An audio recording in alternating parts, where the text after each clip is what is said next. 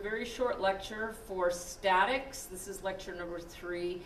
And from lecture number 2, I talked about a problem-solving sheet that's posted to your webpage on conversion factors. And there are several of these. They should go pretty quickly. But I wanted to give you a little bit information about the acceleration equation. So coming over here to the document cam, I'm going to kind of introduce this without proof, unless you've been in physics, or sometimes they will do this in math at some level, maybe Calc 1.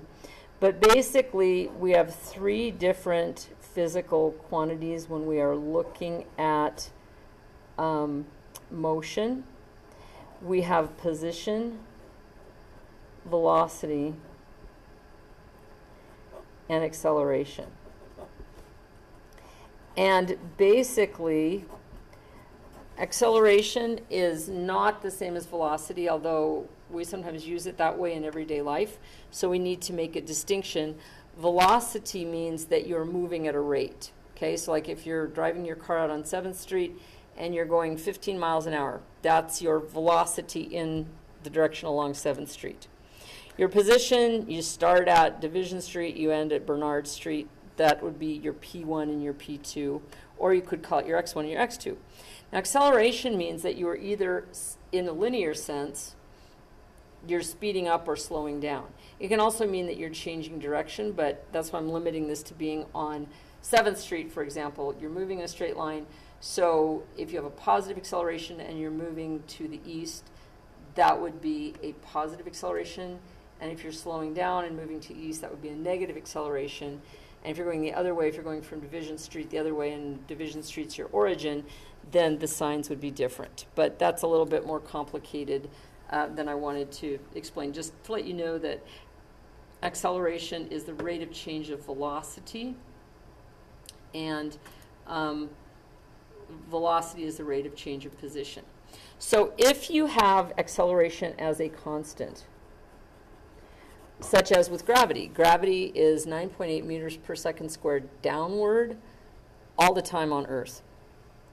And if it's constant, there are some equations that have been derived from that constant acceleration, which is called kinematic equations.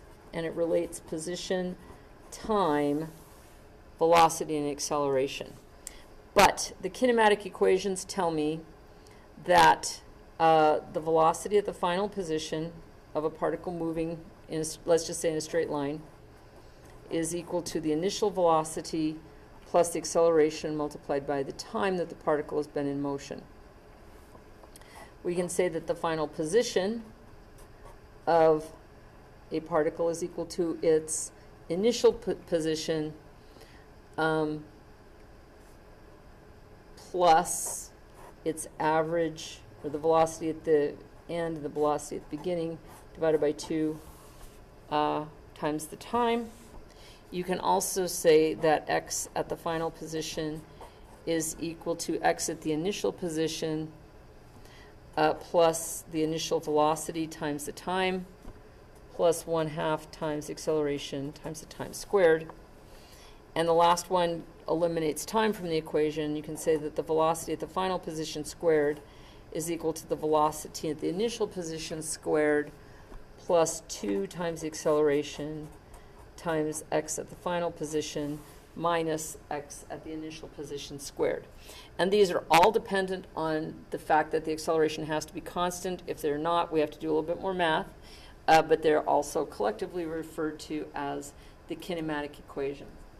So on your worksheet, we had some of the problems, 5 problems, that say that we want to use the acceleration equations, and this is really what we're talking about. So if I look, for example, at number 4, where it says Turner's treadmill starts at a velocity of 6.5 meters per second and accelerates to 1. That's really silly, but I'll tell you what we're talking about there. Accelerates to a speed of 1.2 meters per second in 25 minutes. It says, what is the average acceleration of the treadmill? All right, so I wrote down those facts on my document cam. The initial velocity is 6.5 meters per second. It accelerates to 1.2 meters per second in 25 minutes. What does that really mean? It is accelerating, but the acceleration is negative because the velocity is slowing down. So if we're assuming that this is happening, you can say, I mean, in everyday language, you might say it's decelerating, but acceleration is either positive or negative, but it is still acceleration. All right, so what we want to do is to find acceleration from velocity and time. So I look at these equations, and I think this one would work. So I see that v sub f is equal to v sub 0 plus at. And I know that my v sub f is 1.2 meters per second. And I'm going to bring v sub o over to the other side of the equation. So I'm going to subtract off 6.5 meters per second. And those two things together is equal to a times t. Now, one thing you may notice is that time is given in minutes, and these are given in seconds. So I would probably want to convert my minutes into seconds using a unit conversion. I know that 1 minute is the same as 60 seconds. I will cancel this out and get my number 25 times 60 is 250 times 6, which is 1,500 seconds, if I've done my math correctly. All right, so in this equation then, I get 1.2 minus 6.5, which is negative 5.3 meters per second, equals my acceleration times my time of 1,500 seconds. And when I finish the math, I get negative 5.3 over 1,500. 5.3 divided by 1,500, so it's a wee little number, 0.0035 meters per second, which is also called meters per second squared.